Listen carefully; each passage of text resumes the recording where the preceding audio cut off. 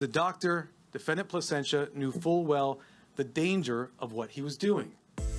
The Justice Department announcing 5 people charged in connection with Matthew Perry's death, including 2 doctors who allegedly supplied Perry with large amounts of ketamine. But Matthew is sadly just one celebrity whose life was cut too short from a drug overdose while under a doctor's care.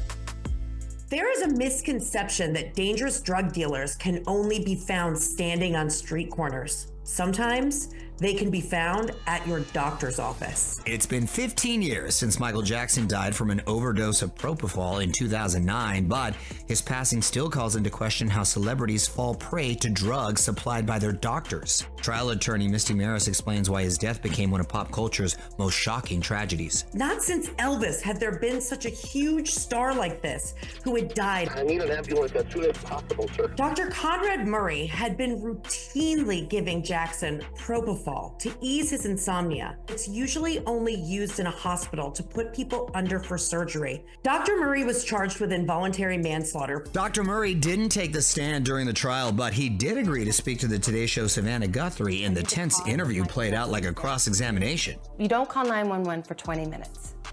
You don't tell the paramedics or the ER docs about the propofol, but you do mention other drugs. It sounds like you knew you had done something wrong and you were trying to cover your tracks. Unfortunately, you have the wrong perception. Just days later, Murray was convicted and received the maximum 4 years in prison. He only ended up serving about half of that time. Another unforgettable tragic case, Anna Nicole Smith. Her death in 2007 was ruled an accidental drug overdose of the sedative chloral hydrate. She's not breathing and she's not responsive. She's actually Anna Nicole Smith. Thousands of pills were put into the body of Anna Nicole Smith.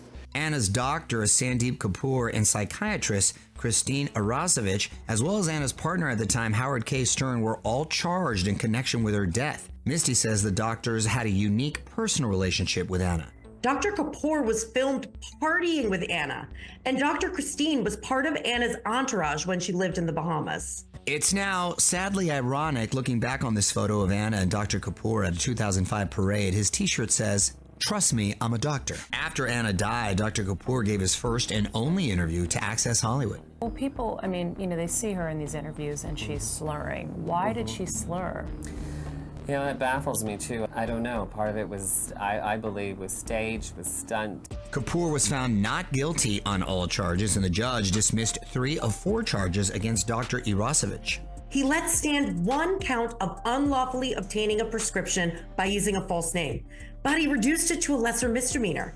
Arasevich was fined $100 and placed on probation for 1 year. As for Stern, a felony conviction against him for using fake names on Smith's prescriptions was dismissed in 2015.